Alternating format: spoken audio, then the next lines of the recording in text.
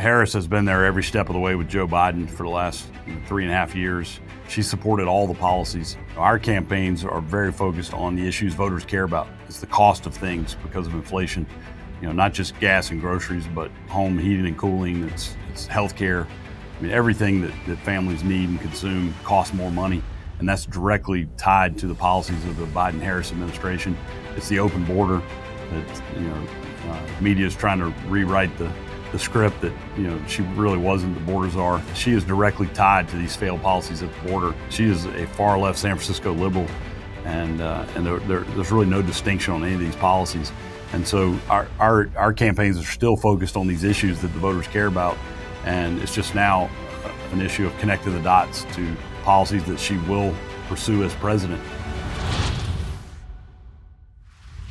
All right, guys, good to be with you. A lot to get to today. Today, I want to focus on something that is, I think, critical. If you want Donald Trump to be successful, think back to the first 2 years of his administration.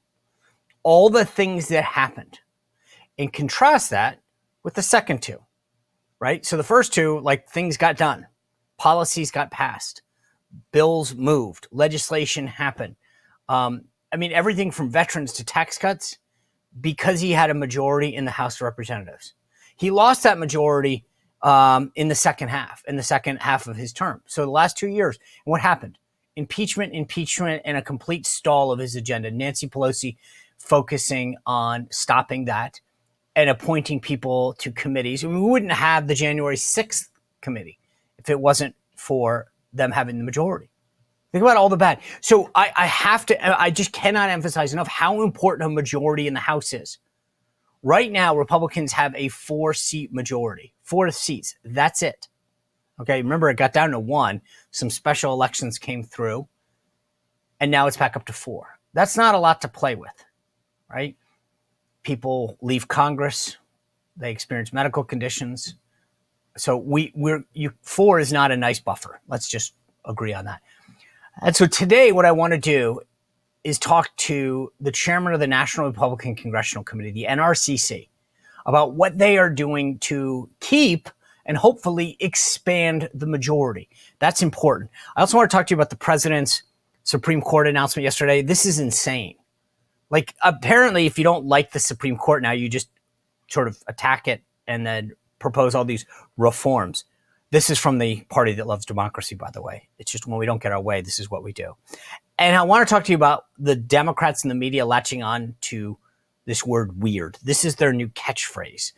Before I do that, I've told you guys before about this. I want to tell you about Beam's Dream Powder. Holy smokes, guys.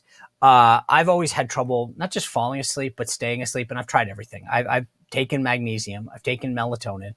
I even at one point tried Ambien, but I didn't like the feeling in the morning. And there was something about, if you think about it, it doesn't give you the greatest sleep. It puts you to sleep, but you don't get a great night's sleep.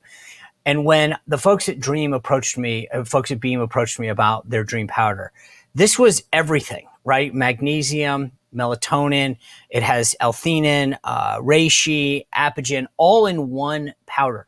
The cool thing is when you take this powder and mix it up, it is unbelievable.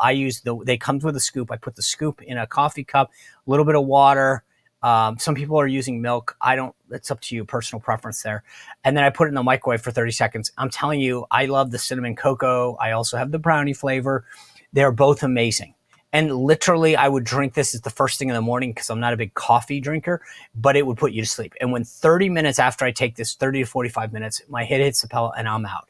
I'm telling you, if you are someone who has a tough time falling asleep or staying asleep, try Beam's Dream Powder. It is a total game changer. And if you're a listener to the show right now, we've got a special offer. You can get up to 40% off for a limited time if you go to shopbeam/Spicer and use code Spicer at the checkout. That will get you up to 40% off. So go to shopbeam.com/Spicer, use code Spicer. All right. Let me kind of start with the Supreme Court and then the weirdness. And then we'll get into Chairman Richard Hudson, the congressman from North Carolina that heads the House committee responsible for maintaining and growing the House majority and why it's important. So right now, the president comes out yesterday and talks about this need to reform the Supreme Court. Why? All of a sudden, by the way, he served in the Senate for 36 years. He was vice president for 8 years, and not a peep about the Supreme Court. You know, when things are going their way, everything's great. The second that Republicans control the Supreme Court, and I wouldn't say we control, but we add more conservatives on there, it's suddenly a threat to democracy, and they're undermining our rule of law. And all. The Supreme Court, by the way, is one of the branches of government. That's how democracy works in our system of government. Just because you don't like the rulings doesn't mean it's being undermined. And if you think about what's happening, by the way, even on the controversial case of Roe versus Wade, what did the Supreme Court rule? It said, hey, this wasn't properly decided. It wasn't the court's right to make a law. It's the people's right, the people's representatives. So either each state pass a law or you can do one at the federal, but don't let the court tell you what the law is. If it was any other issue other than abortion, we'd all be cheering that. But people don't like it, right? So therefore, it's undermining democracy. In fact, it upheld democracy. It said that the people have a say in this country and that our elected representatives make laws, not the court. At the end of the day, that's what it was. If you're a champion of democracy, even Ruth Bader Ginsburg said it wasn't properly decided. I know they don't like the outcome, but that's how Democrats operate now. If I don't like it, it undermines democracy. So Biden comes out with a three-pronged thing. He says, number one, we're going to have no one is above the law. Well, wait a second. You guys on the left went after President Trump. He said these actions were in my capacity as president. I'm going to appeal to the Supreme Court. And the Supreme Court agreed and said the president, when acting like any other government official, a cop, whatever, has immunity in their official acts. Well, they didn't like that. So now Biden wants a new law. Great. If Biden gets the law that he wants, by the way, then he will be prosecuted for all the stuff he did as president. They don't want to tell you that, though, do they? The second thing he wants is 18-year term limits. It's interesting now how he wants term limits, right? So he doesn't get a bite at the apple. He didn't get to appoint anybody. So now he wants to ensure that every president gets to appoint a Supreme Court justice. Interesting. They've never had this concern in the past, have they? But suddenly, when Donald Trump appoints 3, well, then it's a big issue, right? And then they want this ethics reform, which I'll give them that. But it's interesting why suddenly this all happens now, isn't it? Suddenly, all of these issues come into play. Never been a big issue before. Okay. I want to play for you this clip, though. The left and the media have gotten their talking points. Trump and J.D. Vance are weird. So let me just show you, because we've seen clips like this in the past. It's unbelievable. They say the magic word. Everyone shall use the word weird. And here's what happens. Take a look. Some of what he and his running mate are saying, well, it's just plain weird. These guys are just weird. That's who they are. As weird and creepy as J.D. Vance. Super weird idea from J.D. Vance. Yeah, it's not. I mean, it's quite weird. They're just plain weird. Just plain weird. Just plain weird. That stuff is weird. They come across weird, and then they start being weird. Yeah, they're weird. Being a really weird. He's such a weirdo. Donald Trump and his weirdo running mate, they're weird. Deeply and profoundly weird. They are weird. These Republicans just being weird, it's just weird. It's really weird. Republican weirdness goes even deeper. He said a lot of things that are weird, a weird style that he brings, weird policies. Let's start with the weird thing, because it is a thing. Just plain weird. What was weird was his talking about Diet Mountain Dew. Who drinks Diet Mountain Dew? You ever seen the guy laugh? That seems very weird to me that an adult can go through 6.5 years of being in the public eye. If he has laughed, it's at someone, not with someone. That is weird behavior. Weird is the word. They got the talking points. You see that? It's not just the left that's using it, but their buddies in the media, MSNBC, CNN, etc. They're going to say it weird over and over again. I'm telling you, I think this is going to come back to bite them, though. They're the ones that are weird. They're the ones that think that men should be in girls' locker rooms, that it's okay. They're the ones that think it's okay to have an open border, et cetera, et cetera. They're weird. They're dangerous. And I think this is going to go back to bite them. But it's clear. It just shows you that once the bat signal goes up, this is a bad thing to say. Everybody go out, repeat it. The hosts at CNN and MSNBC and all the Democrats, they all use the same word. I'm just saying, it's amazing how it works, doesn't it? But we'll see how this goes. All right. joining us is going to be Richard Hudson. He's the chairman of the National Republican Congressional Committee. He's the guy that decides what races get funded at the national level. I want to ask him why and how, who the top races are, how he made those decisions, what resources they provide them. All the questions that you guys have asked me over the last several months, I'm going to ask him. Before I do that, I want to tell you about my friends at Delta Rescue. You know about the great work that Leo Grillo does. He is somebody who had a mission to rescue animals, but then give them a no-kill sanctuary for life. Not a shelter, a no-kill sanctuary for life. And what Leo did is he recognized that there was this need, that animals, dogs, cats, horses, you name it, needed a place where they could get the veterinary care, the nutritional care that so many of them, whether they were abused or neglected, needed. And he founded Delta Rescue. And when you go to deltarescue.org, it'll put a smile on your face because you see the work that Leo Grillo has done to support these abused and neglected animals for life.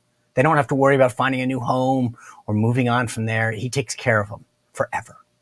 In order to help Leo, though, not just look at the videos, see if you can make a donation to deltarescue.org.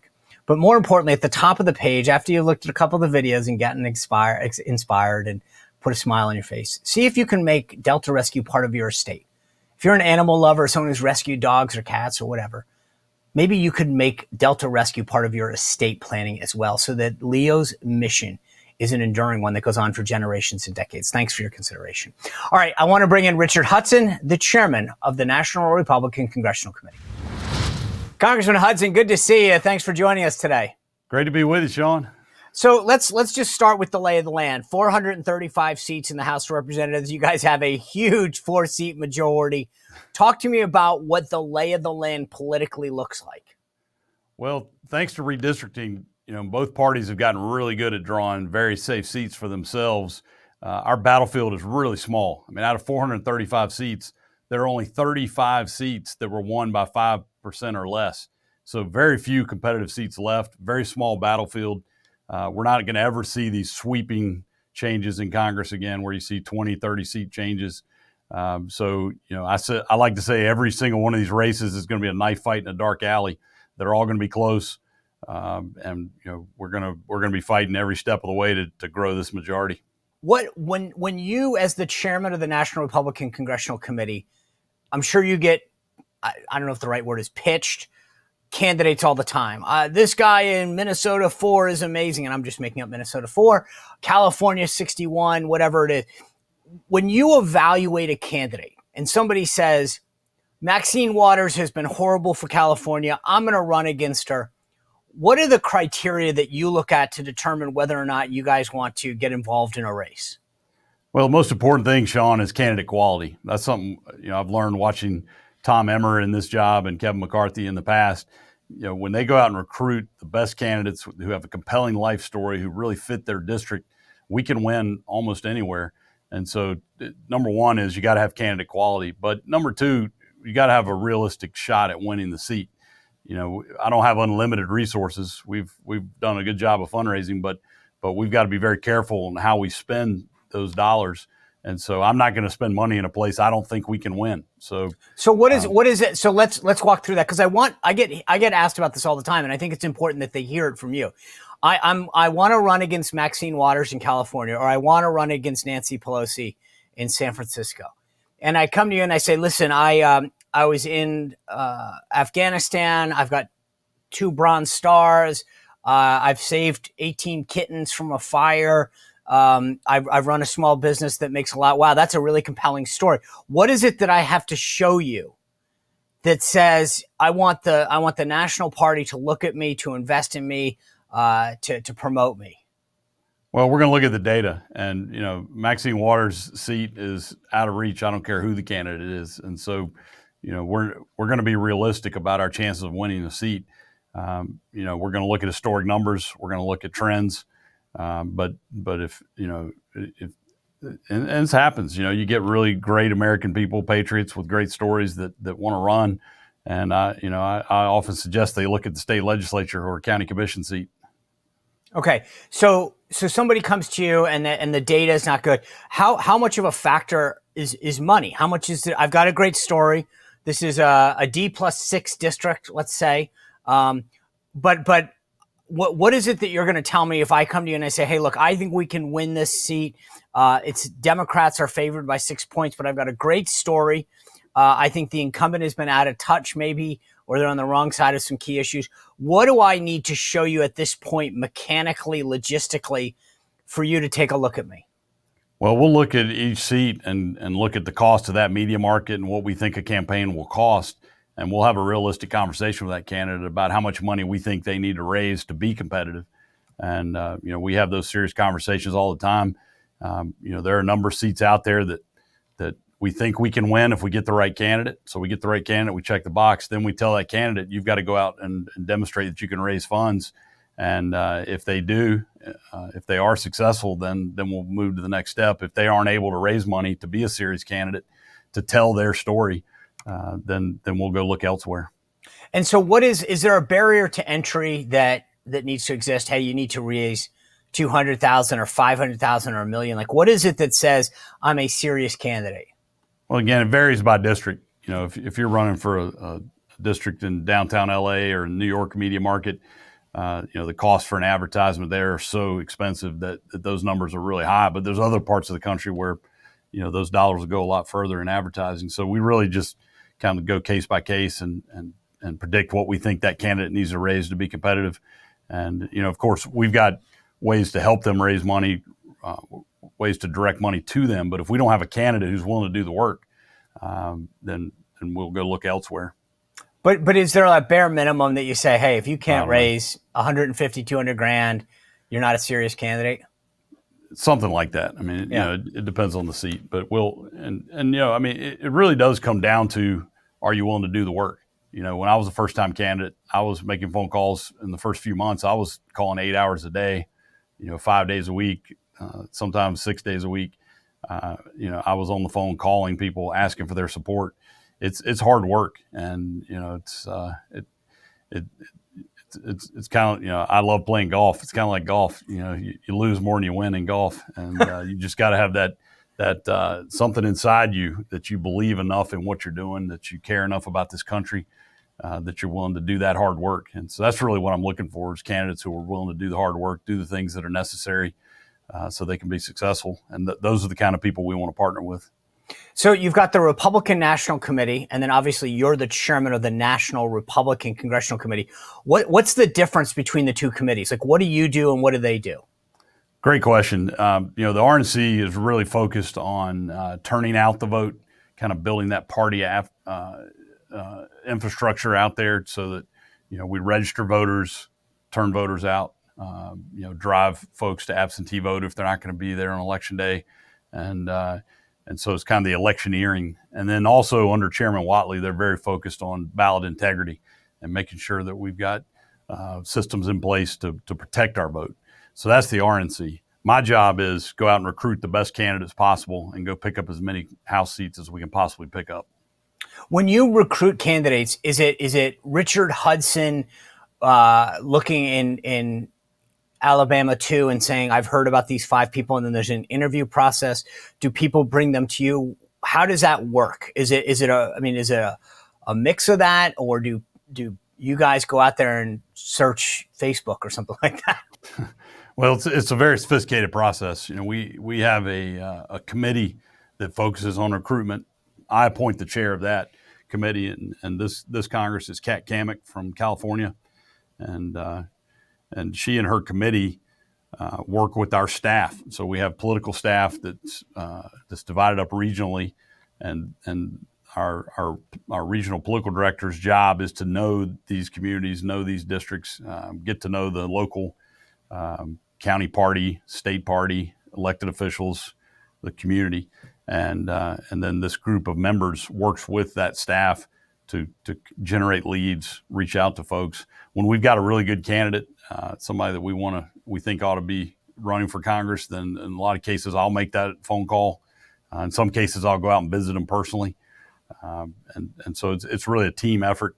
But and I'll be honest, this cycle we had trouble recruiting early on. We didn't have people coming out of the woodwork or wanting to run for Congress, and so we had to work hard to go identify. You start by saying what are our target districts, where are the places we want to be competing, and then you go out and identify who's the best candidate to run from this community. And because it was harder, and because we actually had to go out and beat the bushes and really look for, who are the leaders, the business leaders, the local elected officials, who are the folks in that community that we think would be strong candidates, and then we had to go out and convince them to run, and that was harder. But the net result was we got really good candidates, and we didn't have as many primaries, because once we got that person to agree to run, we stopped recruiting. And so we had very few competitive primaries this time in our target races, and I'm really proud of the quality of candidates we put on the field. So what's that conversation like? You identify somebody that they've a successful business person, maybe they served in the military, and you call them and say, hey, it's Richard Hudson, the chairman of the National Republican Congressional Committee. We think you should run for Congress, and here's why. So, yeah, I mean, it's kind of like, I used to be a waiter, helped pay my way through college as a waiter. And, you walk up to a table of strangers and you got to immediately make a connection with them and establish a rapport. It's the same kind of skills. I mean, when you're calling someone that is very accomplished, probably has a family, probably has a pretty good life. And, I want to convince them to take less pay for longer hours. It's a tough, but you appeal to their patriotism. You talk to them about the situation now where, we've got a Democrat Party controlling the Senate and the White House, and a very slim majority in the House, and the country's going in the wrong direction. And we just talk about the problems that we need to solve, and we need people like you. And we talk about their background and why that makes them uniquely qualified, why we think they can win. We talk about some of the things we can do to help them become effective candidates. And, you just kind of see where the conversation goes. So last couple cycles, I know you guys have recruited and been very successful with veterans, women, et cetera, right? I got to meet a gentleman. I spoke to the Maine Republican Party probably 2 months ago now. I met the candidate there in Maine's 2nd Congressional District, Austin Thoreau. He's a former NASCAR driver. Talk to me a little bit about some of the top tier candidates that you have this cycle in terms of their background and what they're bringing to the table. Absolutely. So there are 5 districts that Donald Trump carried that a Democrat was elected to Congress, and one of those being Maine too. That's one of our top targets in the country. The Democrat there, Jared Golden, he's one of these guys who, he has a tattoo. He served in the military. He drives a truck when he's home. He talks the talk, but then he comes to Washington and votes 85% with AOC and 90% with Joe Biden. He's one way at home and he's one way in Washington, and he gets away with it. What we needed was someone who had deep ties to the community there, who could challenge him. And we found that in Austin Terrio. He's, as you say, he's a former NASCAR driver. He's a great guy. He's in his first term as a state legislator. He has deep family roots, multi-generational Maine family. And so he is the exact profile we were looking for. And the first time I sat down with him, I said, Austin, you and I have so much in common. You're a NASCAR driver. I always wanted to be a NASCAR driver. I mean, we're basically the same person. And he laughed at me, but he's a great candidate, and I believe he's the right candidate to beat Jared Golden.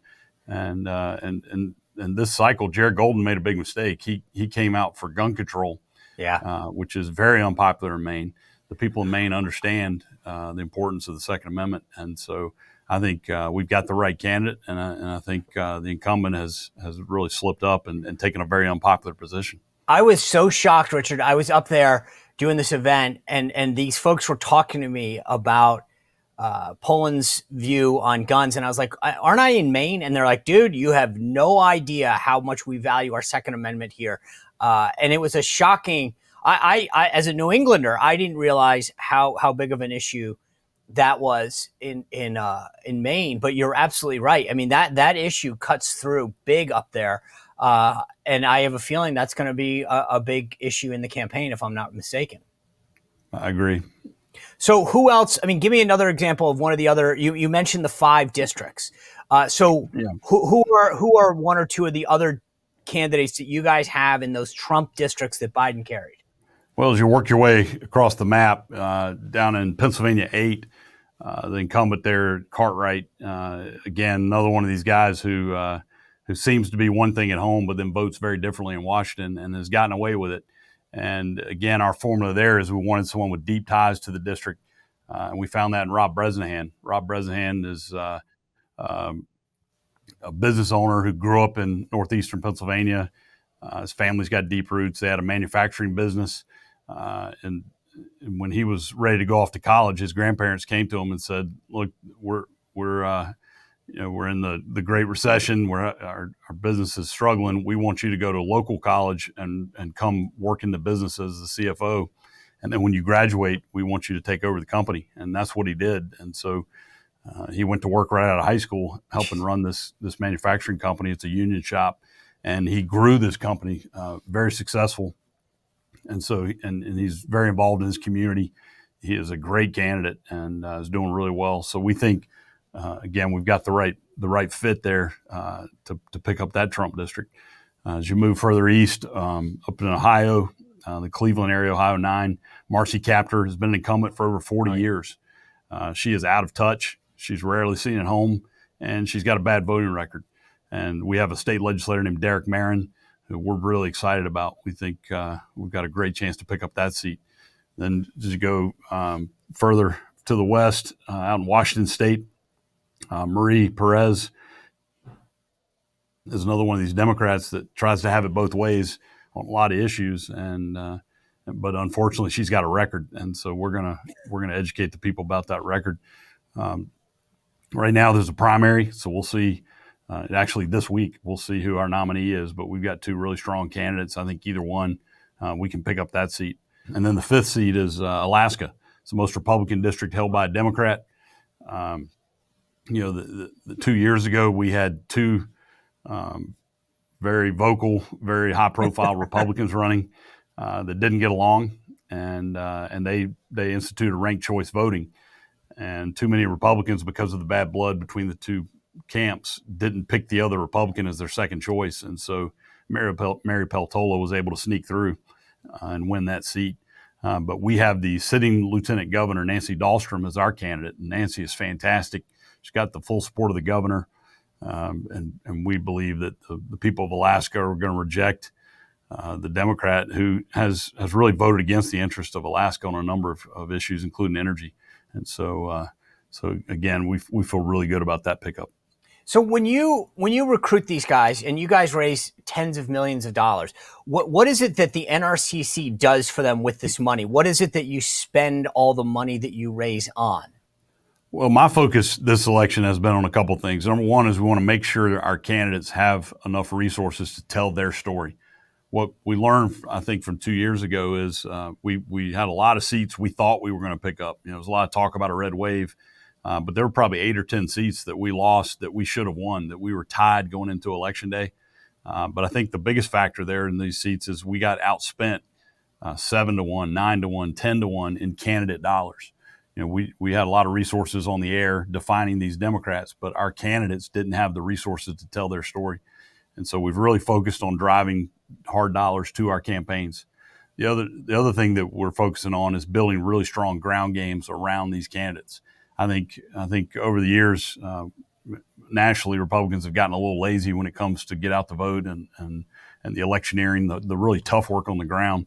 And so we've set aside a significant amount of resources. We've already opened 35 field offices we're calling battle stations in these target districts. So we've had people on the ground, in some cases a year now, working hand in glove with those campaigns to make sure we're registering voters, we're targeting voters to turn out, that we're getting voters out early, make sure that we're not being outworked on the ground. And places where ballot harvesting is legal, we're going to be better at ballot harvesting than the Democrats.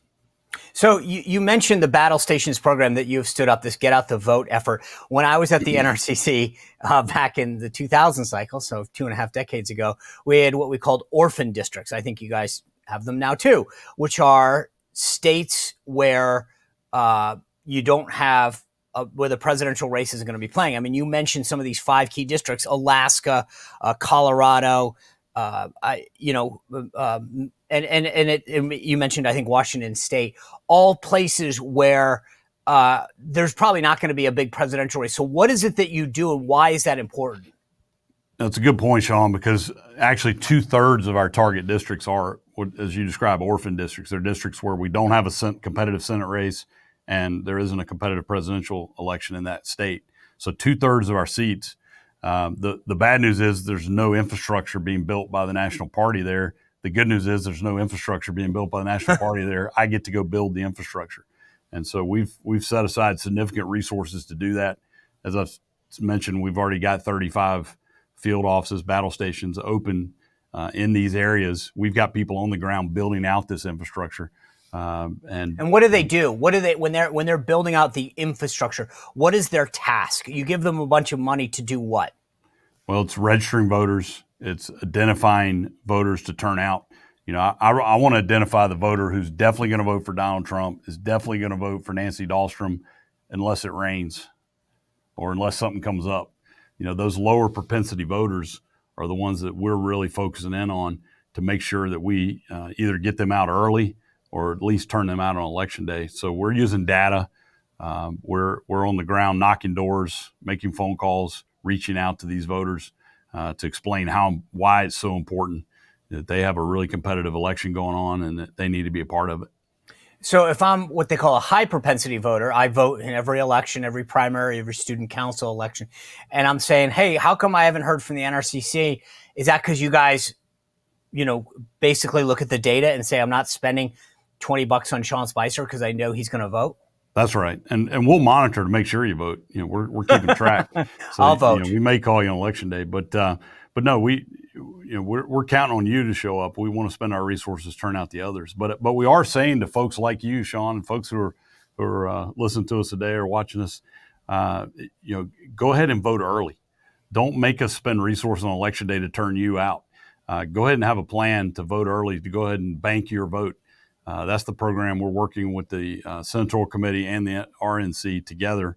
And President Trump is also very supportive of encouraging Republicans, if you're going to vote anyway, go ahead and bank your vote and vote early.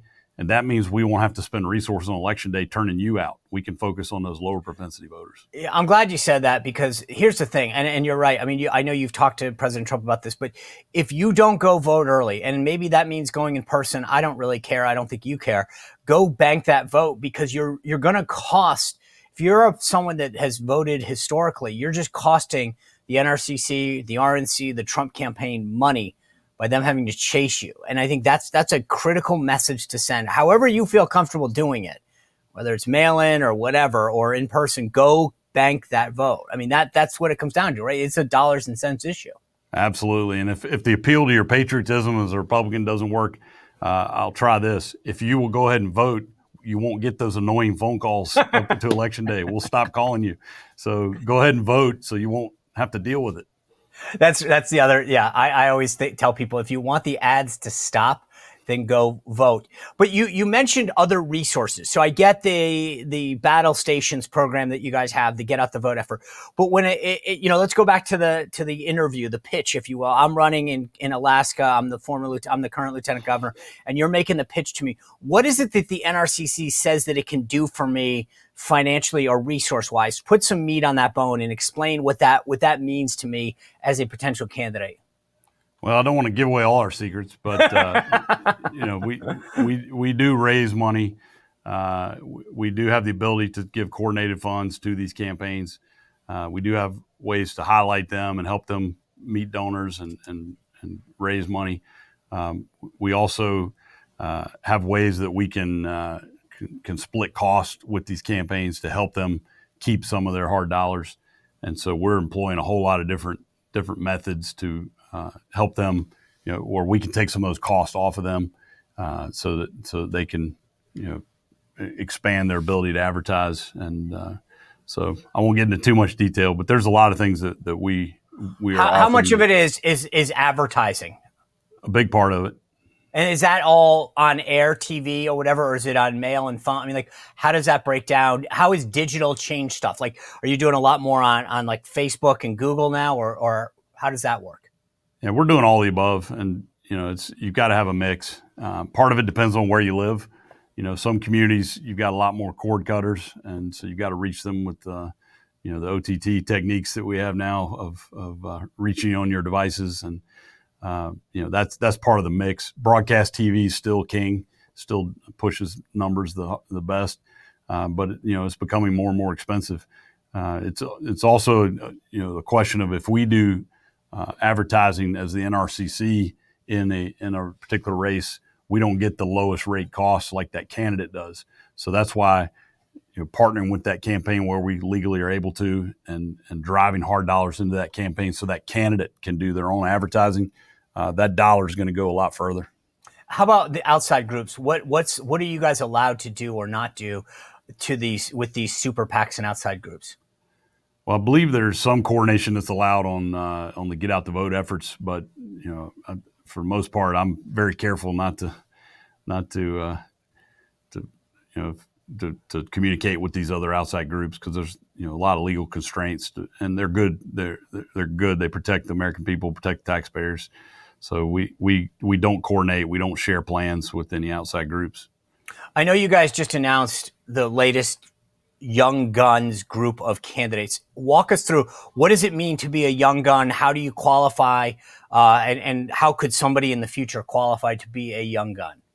Well, the Young Guns program is our way of signaling these are our best candidates. These are the candidates who have raised significant amounts of money, have built a good organization, and we think have a real chance of winning. And so those are the campaigns we'll be investing in. But by putting that list out there, it lets the people know, these are solid candidates that you can support. And so we've got, again, I'm really proud of the candidates we've got across the country. People like Gabe Evans in Colorado 8, which is a northern suburb of Denver. He's a 10-year Army helicopter pilot, 10 years as a police officer. He is a really strong candidate running against a freshman Democrat there. We think we've got a real shot of picking up that seat. So folks like him, and in my home state of North Carolina, Lori Buckout, retired colonel in the Army, very successful businesswoman, raised a family. She is a really strong candidate against another freshman Democrat there in North Carolina. These are the types of candidates that we're putting on the field, and they're being highlighted as young guns. So what is it? How do if I'm running for office right now and I'd say I'd like to be a young gun, I want to be one of these 26 candidates. What did they have to show the NRCC to make that list? Well, each one, we have different targets based on the cost of their campaigns and what we think they need to be raising. But they all have to have, a good solid campaign team in place. They've got to show us a campaign plan that we agree is a winning plan. They have to demonstrate that they're the kind of candidate that can win.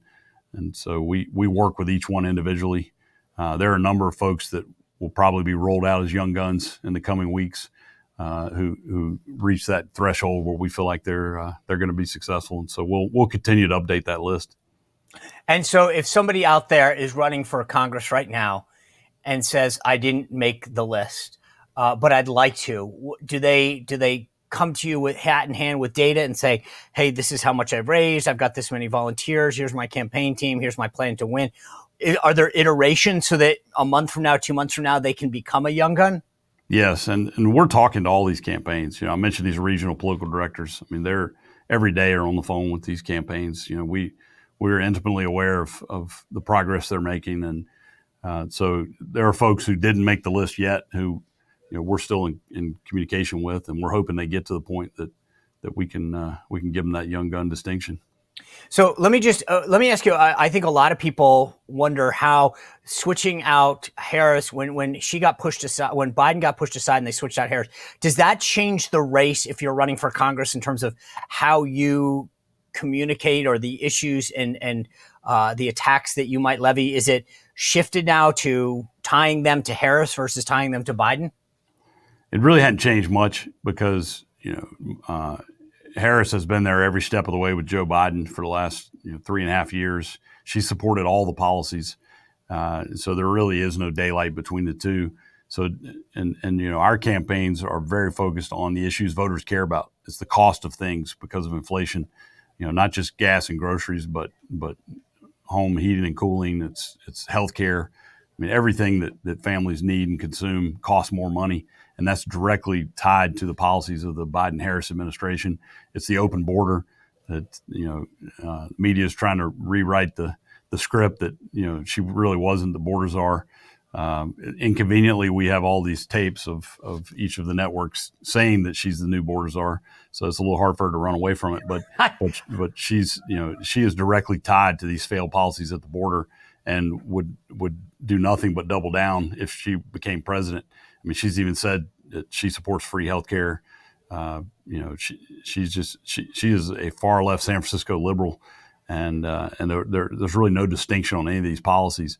And so our campaigns are still focused on these issues that the voters care about, and it's just now an issue of connecting the dots to the policies that the vice president has supported and the policies that she will pursue as president, and tying those together for the voters.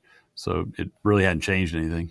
Yeah, it's funny. I know he's running for the Senate, but Dave McCormick in Pennsylvania did a great job of tying Bob Casey, the incumbent senator there, all of his praise for Kamala Harris to her issues on fracking, to energy, to all the aforementioned things that you just mentioned. It's amazing. Like, I mean, they're making Bob Casey own Kamala Harris's record there.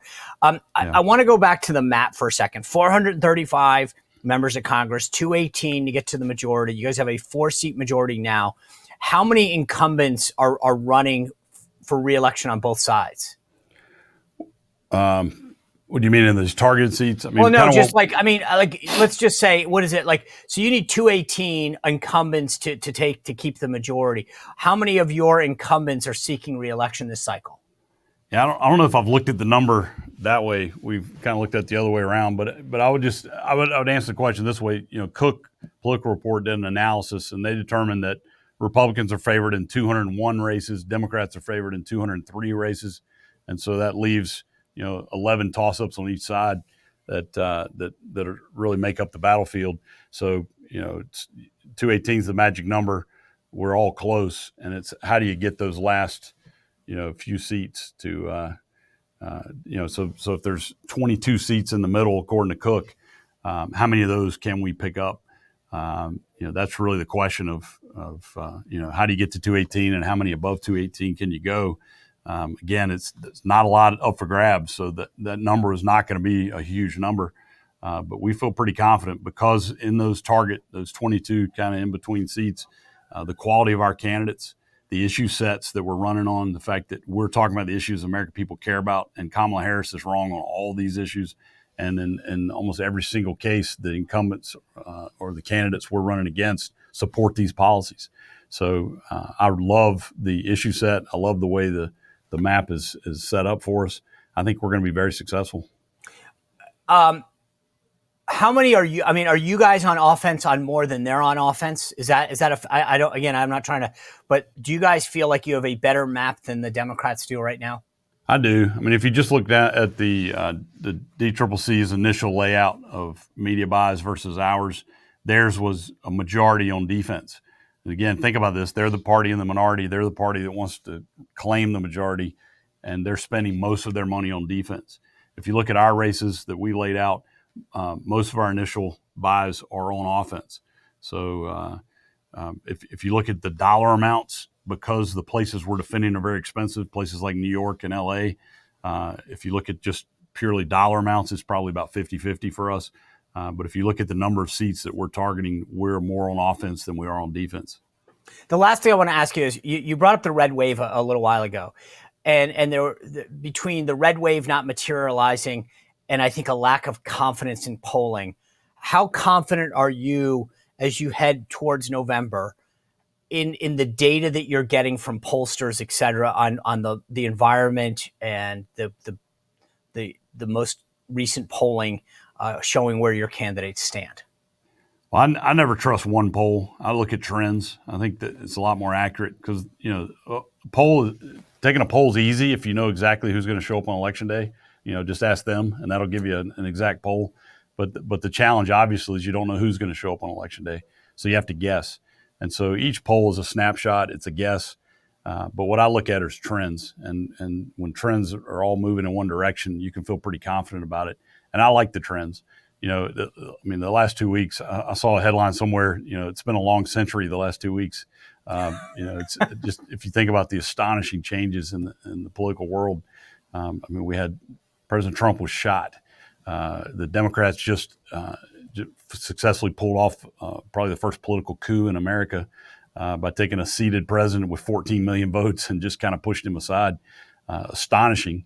Kamala Harris is now, the second coming of Barack Obama. If you turn on the mainstream news, she's going to crash to earth. I mean, the realities of her ineffectiveness as a candidate and her far left San Francisco policies and views. Once the people start to get a sense of those, I think you're going to see her come crashing back to earth. And I think we're going to continue to see the trends come our way. I mean, the bottom line is American people are less prosperous and less safe under the Biden-Harris policies, and they know it, and they've made the connection. That's why Joe Biden was the most unpopular president in American history when he was running for re-election. That's why Kamala Harris is the most unpopular vice president in American history. It's because the American people realize their policies have made their lives less safe and less prosperous. So I like the trends. I think the trends are true.